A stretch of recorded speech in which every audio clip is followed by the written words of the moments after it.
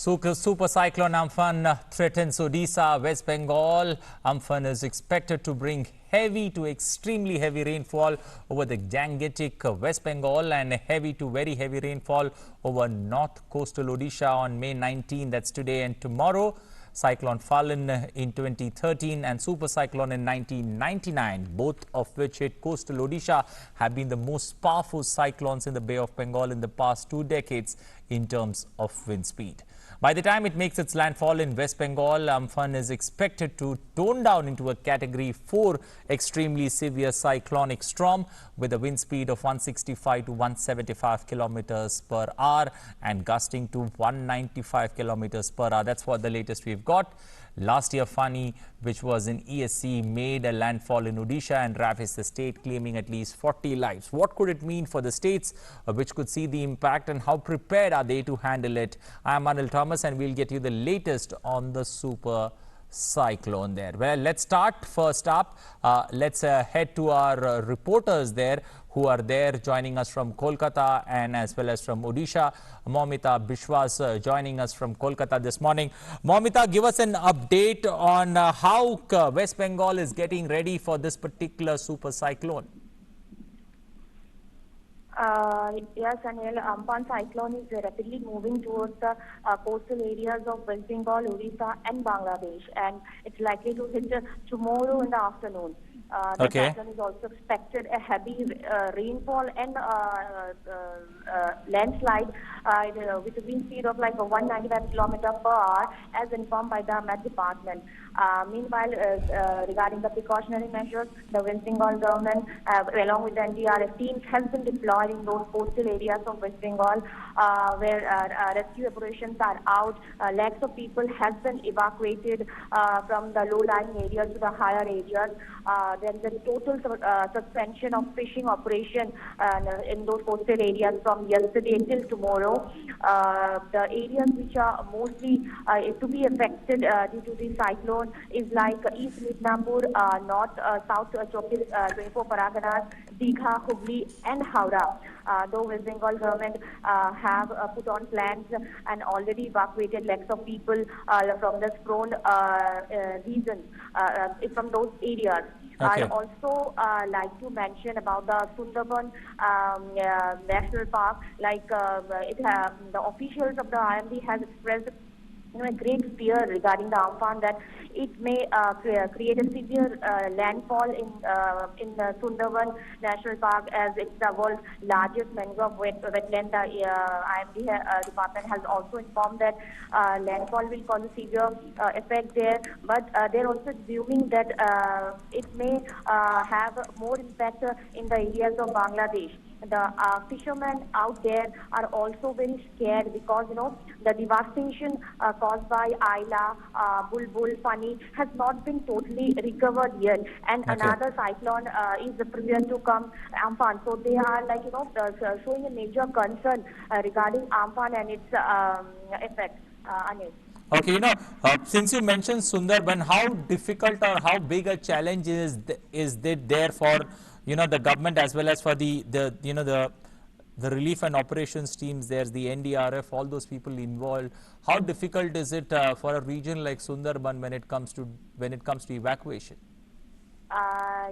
It's the world's largest mangrove wetland, so it's definitely very difficult out there to evacuate the people. Though various departments like the NDRF and SDRF teams have been deployed. Their people, the fishermen, has been evacuated from there. The forest officials has been alerted like for 24 hours to keep them alert there because of the cyclone may cause a severe landfall in those areas.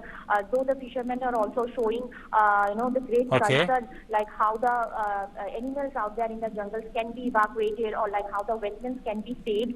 But as of now, the teams have been deployed so that any severe condition occurs, that they can take immediate action and they can act on it immediately. Okay, also when it comes to evacuating people from those regions that are going to be in the line of landfall, how difficult is it, and how prepared is the state when it comes to coordinating with the center and also with the rescue and operation teams? Yes, the sector is taking yesterday also the Chief Minister of West Bengal, Mamata Banerjee, has a press conference with all the officials they should be 24 hours alert regarding this cyclone, regarding evacuating. They need to be evacuated. Though already the evacuation process has been started, the people has been evacuated from those areas, from the low-lying areas to the higher areas. So it's a very big challenge, to the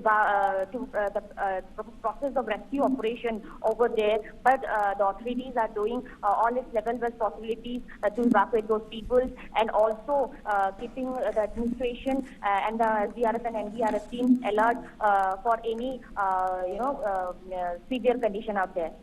Okay, Momita, you stay with us. We'll come back to you for more inputs at this point of time. We've got the Director General of the Indian Meteorological Department, Mrityunjay Mahapatra, joining us. Good morning, sir. Sir, give us the latest when it comes to the bulletins, the warnings that have been issued, the latest bulletin that you issued this morning. Yeah, as per the latest bulletin issued based on the observations of 5:30 IST, the super cyclonic storm is now located about 520 kilometers south of Paradip. Okay. And it is moving in north-northeast directions as predicted earlier. And also it is showing some kind of a weakening trend. So during next 3 hours, it will weaken into an extremely severe cyclone storm. So as for our prediction, when it will be reaching the coast, it will further weaken and it will cross the West Bengal, Bangladesh coast as a very severe cyclonic storm with wind speed of 155 to 165 kilometers per hour, gusting to 180 kilometers per hour. So our track remains same. Our intensity forecast, as we predicted earlier, almost remains same, and time of landfall also remains same. So forecast for the intense heavy rainfall for West Bengal, we are expecting as it is. We can expect heavy to extremely heavy rainfall over coastal districts of West Bengal on 20th, and it will commence from tonight. And also, we can expect the damages due to the strong winds, which is expected to be 155 to 165, 185. In addition to that, the tidal wave is expected to be 4 to 5 meters above the astronomical tide during the landfall of the cyclone over this coast between Digha and Hathi Island. Our landfall forecast is that it would cross during afternoon and evening time of 20th over West Bengal and Bangladesh coast between Digha and Hathi Island, close to Sundarbans. So therefore, the most affected area likely to be South and North 24 Pargana and the East Midnapur districts of India and adjoining areas of Bangladesh. Okay. Also when it comes to, the warnings that have been given and the damage that you anticipate, considering the warning has come very much in advance, what's the damage that you anticipate that could hit both the states of Odisha as well as West Bengal? The most adverse impact will be over West Bengal. It will be followed by the north coastal Odisha. Over the West Bengal districts like South and North 24 Pargana and East Midnapur, we are expecting wind speed of about 155 to 165, gusting to 185 kmph during time of landfall. That is starting from 20th afternoon. So due to this wind speed, there can be damage to the structures like thatched houses, tin houses, asbestos houses. There can be widespread damage. Also, there can be uprooting of trees, uprooting of telephone poles and electric poles. There can be damage to the very old Fakka structures also. In addition to that, this tidal wave which we are expecting, 4 to 5 meters, it can inundate the low-lying areas of South and North 24 Pargana, and there will be tidal wave of about 3 to 4 meters over East Midnapur districts. There also it will inundate low-lying areas. These tidal waves are saline waters. They affect the soil, they affect the standing crops, also they affect the drinking water in that particular area. In addition to that, we are also expecting heavy to extremely heavy rainfall, and more than 20 centimeters in 24 hours over these coastal districts. Over the Hooghly, Howrah and Kolkata districts also, we are expecting strong winds. It may go up to 100 to 110 kilometers per hour, gusting to 120 kilometers per hour. Okay. And these winds would also can lead to uprooting of trees, breaking of tree branches, bending of electric poles and telephone poles over these districts, namely Kolkata, Hooghly, Howrah, and districts. Sir, how different is this particular cyclone from the previous cyclones? The previous cyclones that we have heard about or we have seen, in the state of Odisha as well as in the state of West Bengal. I will draw a comparison with the last cyclone Bulbul, which went across Sundarbans last year. It is almost similar to that cyclone when it will be crossing the coast. So, only thing is that Bulbul was not a super cyclone. This system became super cyclone for some time, and now it is going to again weaken. But at the time of landfall, whatever wind speed we are expecting, that will be slightly higher than the wind speed what we had in case of Bulbul. In case of Bulbul, it was 120 to 130 kilometers per hour wind speed at the time of landfall. But here we are expecting 155 to 165 kilometers per hour. Therefore, the damage due to this cyclone will be higher than that of Bulbul. Okay. Also, sir, what kind of a challenge is this particular cyclone, in these times of a pandemic? Does the impact increase manifold? Yeah, certainly it is a very difficult time because people have the multiple problems to be faced. There is problem due to COVID-19. Also, there is an additional problem now because of this cyclone. But however, the people in this region, Odisha and West Bengal, are acquainted with the tropical cyclones and their impact. And I hope they will listen to all the bulletins and all the actions being taken by the state and central governments, and they will save themselves. Okay. Also, do you see any direct, impact of this particular cyclone on, the viral load that we see in the air?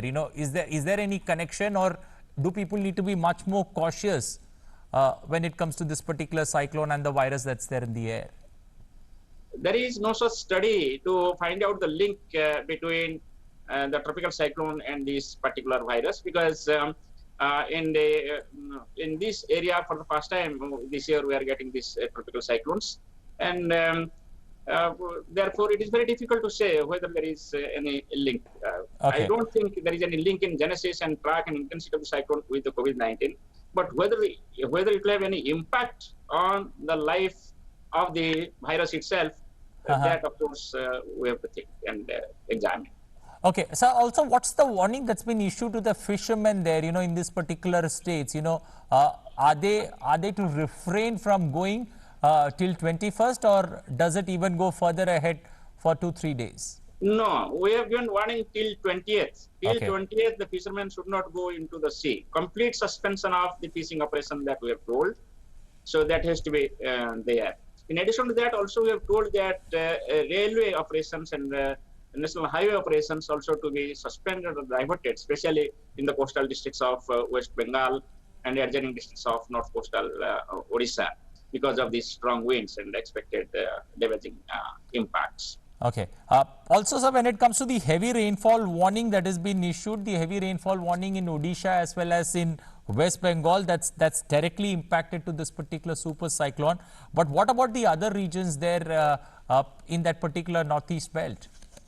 As the cyclone will make landfall in the afternoon and evening hours of 28th, after the landfall also it will continue to move northeastwards. As a result, it will move across Gangetic West Bengal, then Bangladesh, and then it will enter towards Meghalaya and West Assam. But by that time, it will weaken. We are expecting that by the morning of 21st, it will weaken into just a cyclone storm with a wind speed of 65 to 75 km per hour over Bangladesh.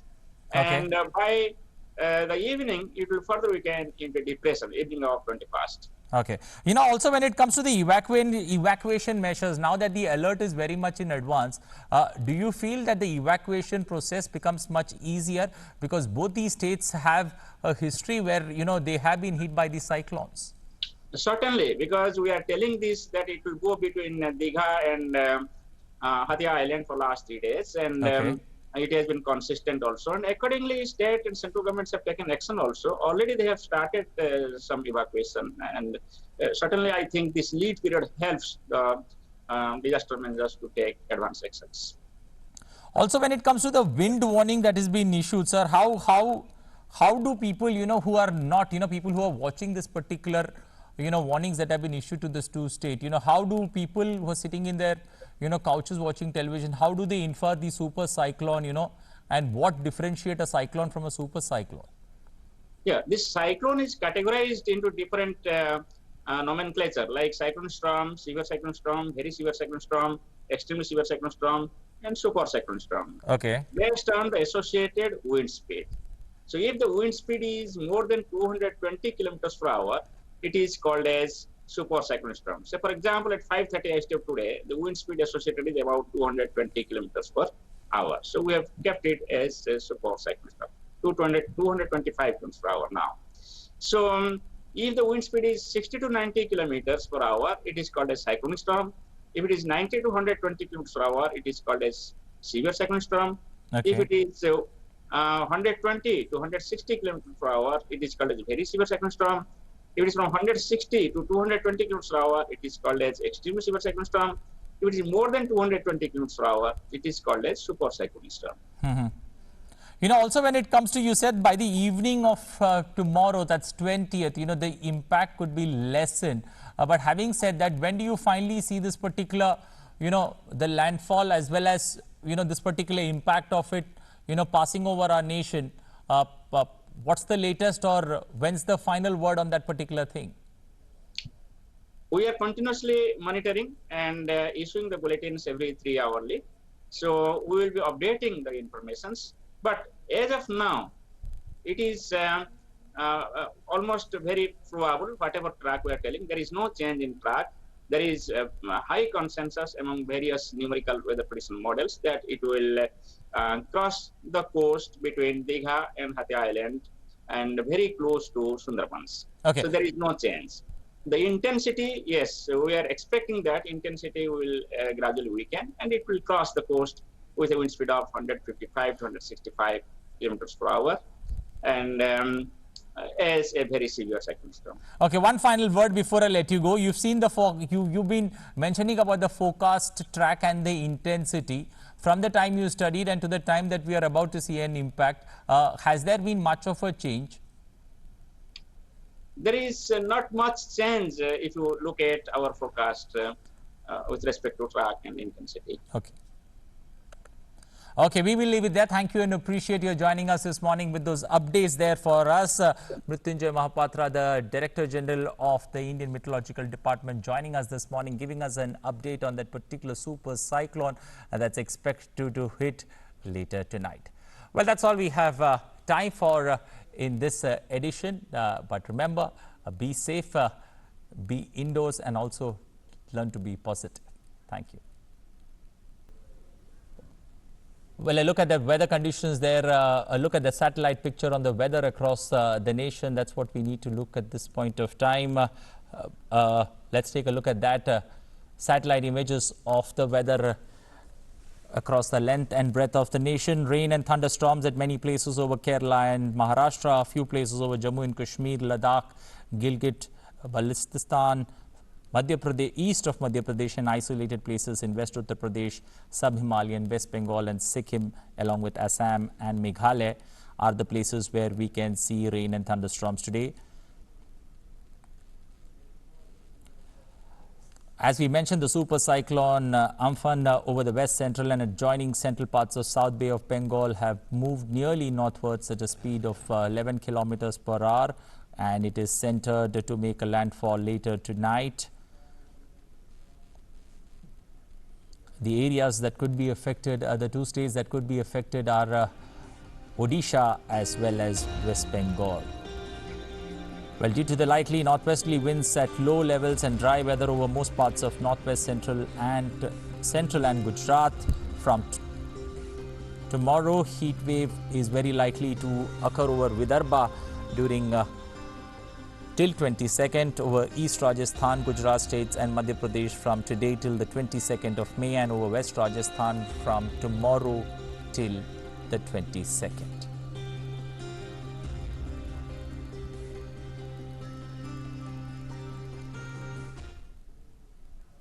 Well, time now to take a look at the weather in your city.